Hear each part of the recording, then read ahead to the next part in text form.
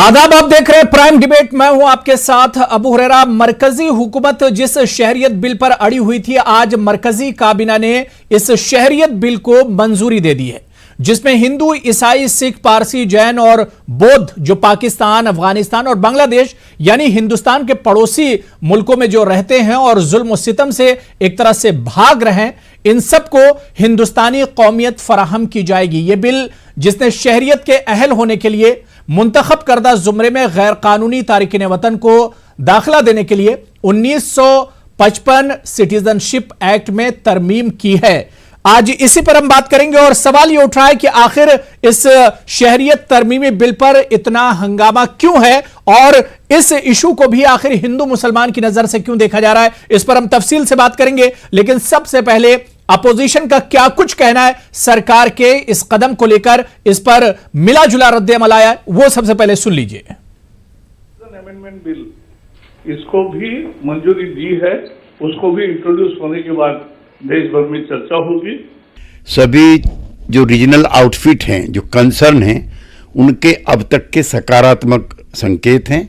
लिहाजा हमारे दोनों दल, संसदीय दल के नेता लोकसभा और राज्यसभा में इन संशोधनों को देखेंगे और जिस तरह के सकारात्मक संकेत मिले हैं इसका समर्थन करेंगे। और ये एक प्रकार से इस देश के संविधान में जो व्यवस्था है उसके खिलाफ है, उसके विपरीत है और इसको कई तरह से लोगों ने इसको नकारा है और कहा है कि ये गलत होगा। भारत एक ऐसा देश है जो हम कहते हैं और सही में है, हमारे संविधान में भी ये प्रावधान है कि एक धर्मनिरपेक्ष देश है और यहाँ धर्म के आधार पर अगर नागरिकता दी जाएगी तो ये मेरा ख्याल है कि गलत होगा और इस देश के भविष्य के लिए सही नहीं होगा। कि लॉ बहुत स्ट्रिक्ट है हमारे देश में।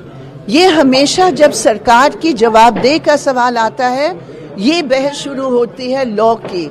लॉ अभी 2013 में निर्भया केस के बाद उसकी संशोधन हुआ है।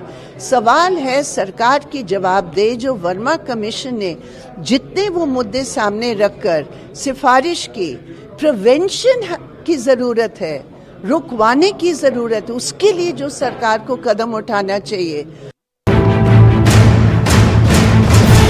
इंडिया एक रिलीजियस कंट्री, थियोक्रेटिक कंट्री बन जाए कि मजहब की बुनियाद पर सिटीजनशिप दी जाएगी।